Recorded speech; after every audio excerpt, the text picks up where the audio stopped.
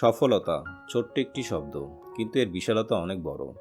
মানুষ তার এক জীবনে পুরোটাই হয়তো ব্যয় করে তার এই সফলতা নামের সোনার হরিণের পেছনে ছুটে। কেউ তার দেখা পায়, আবার কেউ তা পায় না। আচ্ছা, এই দুনিয়ায় সফল হয় কেউ কেউ, আবার কেউ হয় না। এর কারণ কি বলতে পারেন? একই বয়সে কেউ বিলিয়নারি, আবার কেউ বেকার অবস্থায় তার জীবন কাটাচ্ছে। এর কারণটি কি? পুরোটাই কি আসলে ভাগ্য, নাকি এর পেছনে আছে বিশেষ কিছু? আর এই বিশেষ কিছুটাই বা কি? আজকের ভিডিওতে সেই বিশেষ কিছুটি নিয়ে আলোচনা করব। সাকসেস বা সফলতার পেছনে সেই বিশেষ জিনিসটির নাম হচ্ছে উদ্যম, অনুপ্রেরণা এবং সাহস। আর এই তিনটি জিনিস যার মাঝে থাকে, সে কোনোদিন পিছিয়ে থাকে না। আজকের দিনে আমি বা আপনি যে সময় বসে মোবাইল স্ক্রল করে সময় কাটাচ্ছি, অলস জীবন কাটাচ্ছি, আর অপরদিকে এই বয়সে কেউ কেউ সফলতার মুখ দেখছে। এই সফলতার পিছনে যে চারটি জিনিস বিশেষভাবে মেনে চলা প্রয়োজন, তা আজকে এই ভিডিওতে আপনাদেরকে জানাবো। ভিডিওটি শেষ পর্যন্ত দেখবেন, কারণ ভিডিওটির তথ্যগুলি জানা আপনার জন্য বিশেষভাবে জরুরি। প্রথমত, নিজের প্রতি কনফিডেন্স। আপনি যদি নিজেকে চিনতেই না পারেন, নিজেকে জানতেই না পারেন, তাহলে কি আপনি কোনোদিন সফলতার মুখ দেখবেন না? আপনার আগে খুঁজে বের করতে হবে আপনার স্ট্রং আর উইক পয়েন্টগুলো কী কী। বিশ্বাস রাখতে হবে নিজের উপর। নিজের স্ট্রং পয়েন্টগুলো চিহ্নিত করে এগিয়ে যেতে হবে সেই অনুযায়ী। ভাবতে হবে আমিই পারবো, আমাকে পারতেই হবে। আত্মবিশ্বাস না থাকলে কোনো কাজে সফলতা পাওয়া সম্ভব নয়।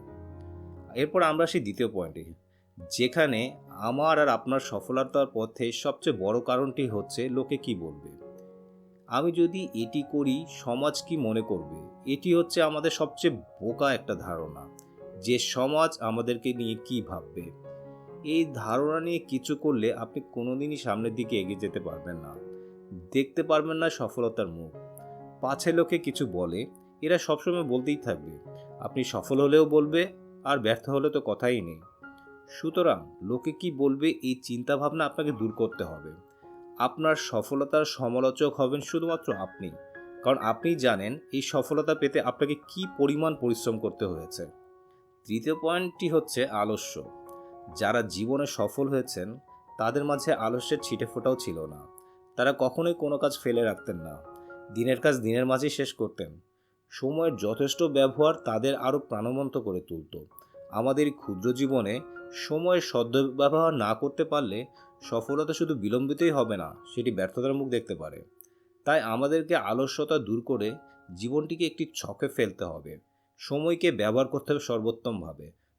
4 নম্বর পয়েন্টটি হচ্ছে দীর্ঘসূত্রিতা। আসলে এটি এক ধরনের মানসিক রোগ।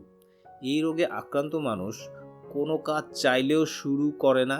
আজ নয় কাল নয় পরশু এভাবে করে পিছিয়ে রাখে। আমাদের পিছিয়ে যাওয়ার প্রধান বাধা হচ্ছে দীর্ঘসূত্রিতা। আজ করব কাল করব বলে আমরা যে কোনো কাজ ফেলে রাখি, আর এটিই হচ্ছে আমাদের সফলতার পিছনে সবচেয়ে বড় বাধা। আমরা যদি কাজটি যথাসময়ে করতে পারি, হয়তো তা শেষ হয়ে যায়, কিন্তু আমাদের শুরুটা আর হয় না। কারণ আমরা নিজেরাই জানি না আমরা কি করতে পারি, কতটুকু করতে পারি, আর আমাদের দিয়ে আসলে কি হবে। কারণ আমাদের নিজেদের প্রতি কোনো আত্মবিশ্বাস নেই। আমরা সেলফ রেসপেক্ট বিষয়টিকে খুব একটি তোয়াক্কা করি না, আর এই জিনিসটাই আমাদের ব্যর্থতার মূল কারণ। ধরুন, আমরা যখন জন্মগ্রহণ করলাম তখন আমরা কথা বলতে পারতাম না। যখন কোনো কিছুর প্রয়োজন হতো আমরা কাঁদতাম। আর এখন আমরা কথা বলে মনের ভাব প্রকাশ করি। আবার হাঁটার কথাই ধরুন, ঠিক কত শতবার আমরা পড়েছি, আমরা সেই জায়গা থেকে উঠে দাঁড়িয়েছি, তা হয়তো আমাদের নিজেদেরই অজানা।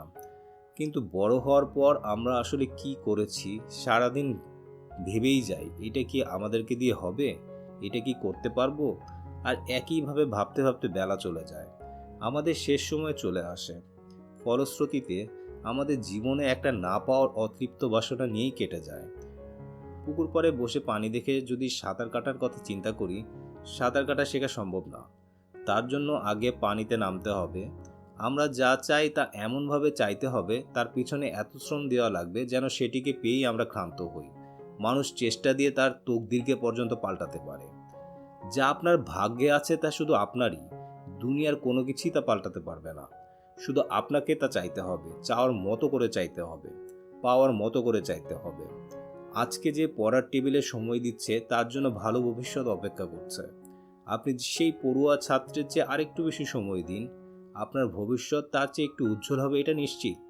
তাই লেগে পড়ুন, শ্রম দিন। অসাধ্য একটি সাধন হবেই।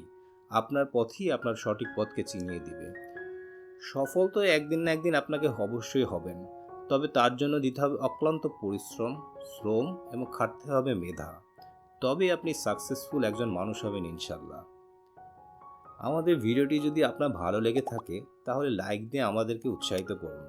এছাড়াও কমেন্ট বক্সে আপনার ভাবনাগুলো সবার সাথে শেয়ার করতে পারেন।